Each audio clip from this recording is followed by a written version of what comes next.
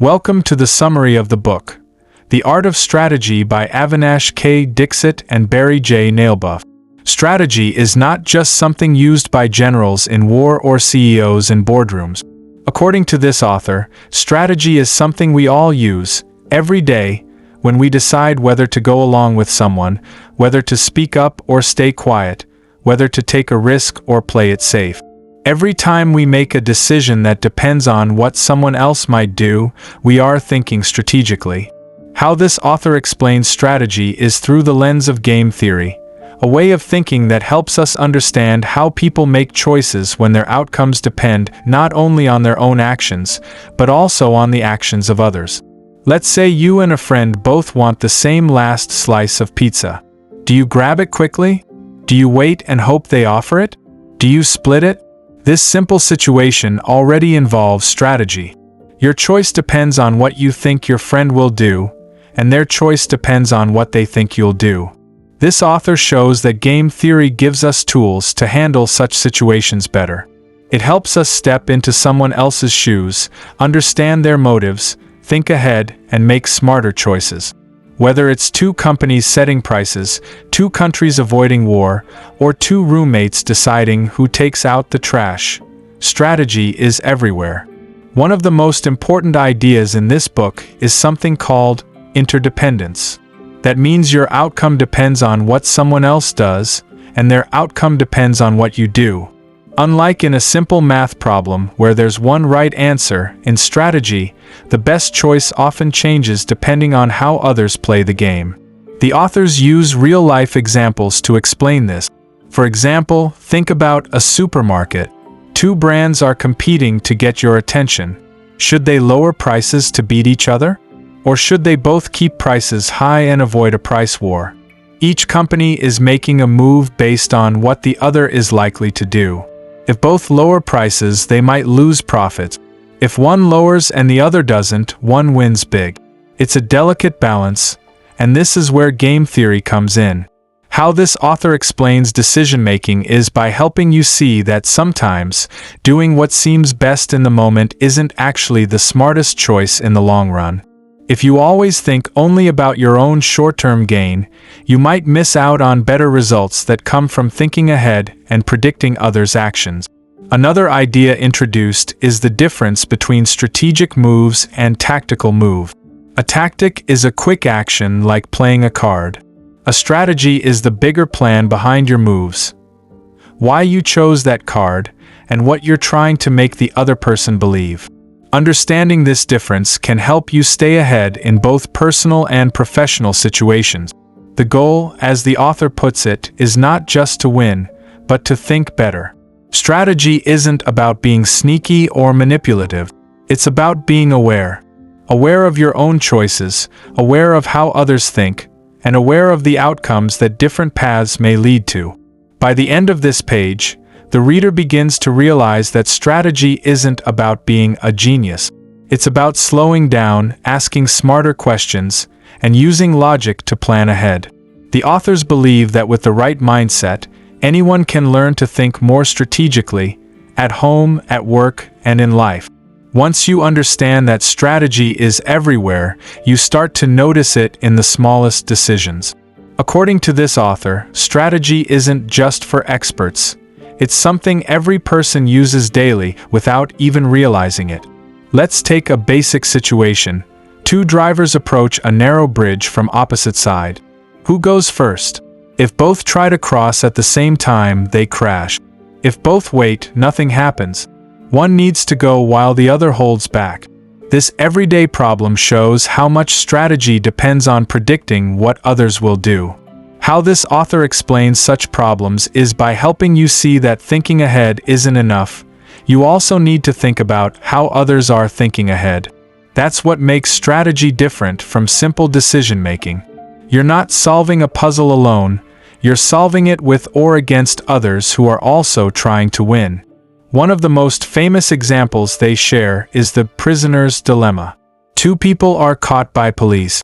If one confesses and the other stays silent, the one who confesses goes free, and the other gets a long sentence.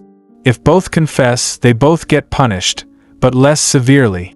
If both stay silent, they both get a light sentence. The smart choice seems to be silence, but each person worries the other will confess. So most people confess to protect themselves, and that leads to a worse result for both. What this shows is that trust and cooperation are hard, even when they're the better option. This applies in relationships, business, and politics. If you're too focused on protecting yourself, you may end up worse off than if you had trusted the other person. But if the other person betrays you, your trust can backfire. That's why this author explains that repetition changes strategy. If you're only playing a game once, like the prisoner's dilemma, you might act selfishly. But if you're playing over and over, like in a long-term relationship or in ongoing business, then cooperation becomes smarter. People learn from each other's actions. They punish betrayal and reward trust. Over time, this builds patterns, and those patterns create strategy. Another important idea here is credible commitment. If you want someone to believe you'll do something, it helps if your choice is visible, strong, and hard to change. For example, imagine two countries in a tense standoff.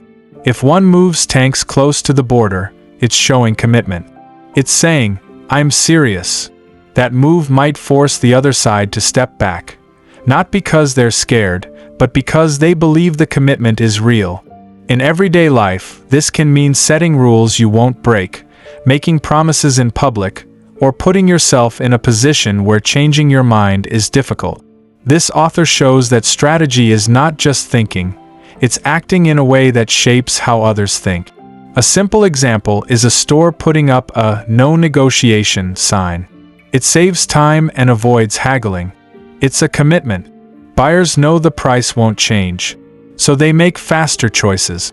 In the same way, people use signals in relationships, jobs, and friendships, sometimes without realizing it, to show what kind of game they're playing.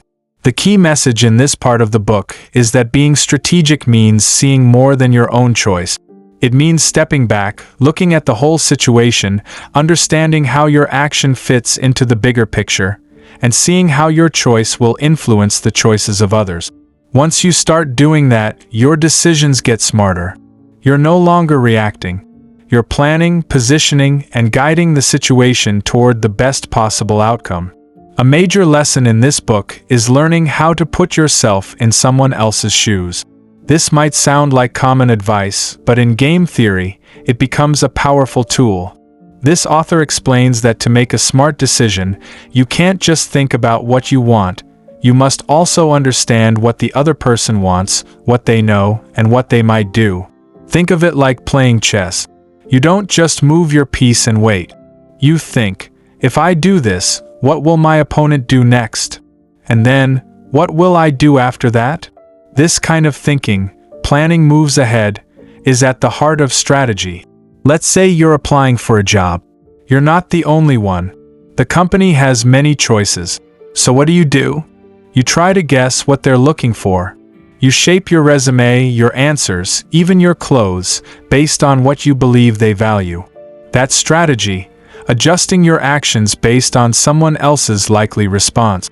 This author also explains a powerful idea called backward thinking. That means instead of starting from where you are, you start from the end, where you want to be, and then work backward. This helps you plan the steps more clearly. For example, if your goal is to win a negotiation, first imagine what winning looks like. Then ask, what needs to happen right before that? And before that? This approach helps you build your path logically. A similar idea is anticipating anticipation.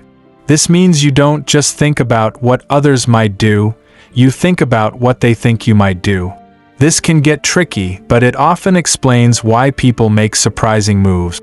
For example, in a game of poker, a player might bluff, not because they believe they'll win the hand, but because they want their opponent to believe they're strong.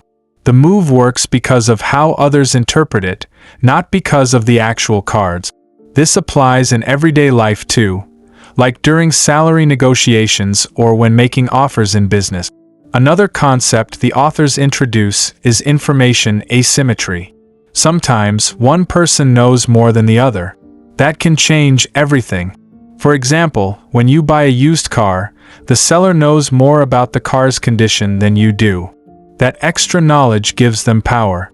But smart buyers ask questions, check history, and get inspections to balance the information. How this author explains strategy in such situations is by showing how people use signals, reputation, and actions to send messages. If a seller offers a long warranty, that's a sign they believe the car is reliable. If a student consistently turns in work early, that's a signal they're dependable. These signals help others make better guesses, and that's part of the strategy.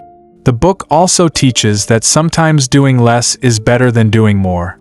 This surprises many people. We often think acting fast or showing strength is always good.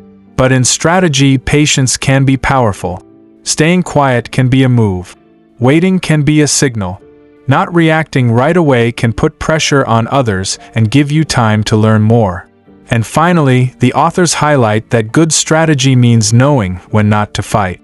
Sometimes the best move is to walk away, avoid a fight, or build a partnership instead. That's not weakness, it's smart thinking. If you know the cost of conflict is high and the reward is low, choosing peace is a strong and strategic decision. Throughout this page, one message becomes clear. Strategic thinkers don't just act. They pause. They watch. They listen. They plan. They don't rely on guesswork or emotion. They rely on understanding, both of themselves and others. As the book comes to a close, the authors make one thing very clear. Strategy is not about being tricky, it's about thinking carefully. It's about being aware of how your choices affect others and how their choices affect you. And when you start thinking this way, you become better at making decisions in almost every part of life. How this author explains the value of strategy is by showing real examples from business, politics, and everyday situations. For instance, companies often compete for market share. One might drop prices to attract customers. Another might launch a new product to stay ahead. But smart companies don't just react, they think ahead. They ask, if we do this, what will the other side do? And what happens next? In politics, leaders make moves not only for today, but to shape public opinion or send signals to other countries. A strong speech or a surprising agreement might not seem important at first, but it can change how people act later. These are all strategic choices. Even in personal life, this thinking helps. Imagine you're having a disagreement with a friend. You could speak emotionally, or you could think, what's the best outcome here? How can I explain my side in a way they'll understand? What will help us move forward instead of getting stuck? That's strategy in action. Choosing your words and timing with a goal in mind. This author reminds us that being strategic doesn't mean you always win. It means you understand the game, the players, and the possible outcomes. You may still face losses, but your choices will be smarter, your plans clearer, and your risks lower. The authors also give practical tools to improve your strategic thinking. A look at the situation from every side. Don't just ask, what should I do? Ask, what might they do? Use backward thinking. Start from the result you want and think through how to get there. Understand signals. Watch what people do, not just what they say. And know when to act and when not to. Sometimes silence or patience is the most powerful move. Think long-term. Don't trade a small win today for a big loss tomorrow. One of the final lessons in the book is that games repeat. In life, you often deal with the same people again and again. That's why reputation matters. If you're fair, honest, and thoughtful, people will remember and trust you. If you cheat or act selfishly, others will be more careful or avoid you completely. Strategic thinking includes protecting your name and building strong relationships over time. The beauty of this book is that it takes something complex, game theory, and turns it into something useful. It shows that you don't have to be a genius to think smart. You just have to be aware, calm, and open to learning. In the end, the authors offer one powerful message. Life is full of games, but you can learn to play them better. Not by being aggressive, but by being thoughtful. Not by trying to beat everyone, but by understanding how to create better outcomes for yourself and others. And once you learn this way of thinking, you never see decisions the same way again.